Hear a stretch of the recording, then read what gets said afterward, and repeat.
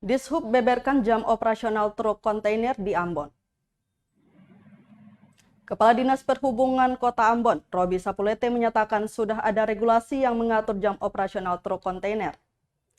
Pernyataan tersebut untuk menjawab pernyataan publik terkait operasional truk kontainer yang kecelakaan di Batu Merah Rabu 1 Desember 2021 lalu.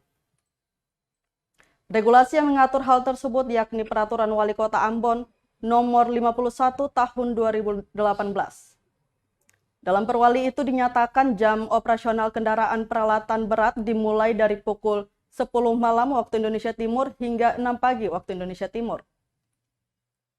Namun dia menjelaskan terdapat pengecualian jam operasional bagi kendaraan berat di Ambon.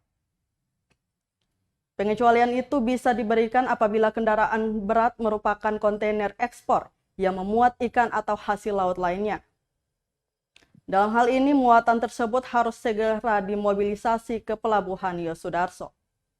Selain itu, pengecualian juga berlaku bagi alat berat yang berkaitan dengan penanggulangan bencana. Meski begitu, operator wajib meminta izin ke perhubungan untuk melintas di luar jam operasional.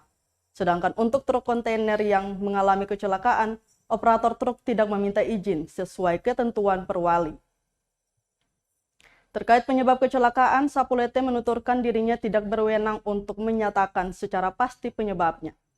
Namun ia menyebutkan salah satu kemungkinan hal itu terjadi lantaran truk kontainer tersebut belum melakukan pengujian secara berkala.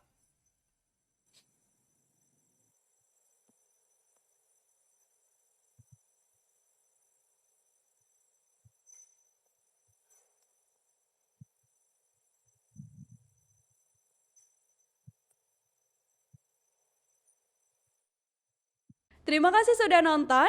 Jangan lupa like, subscribe, dan share ya.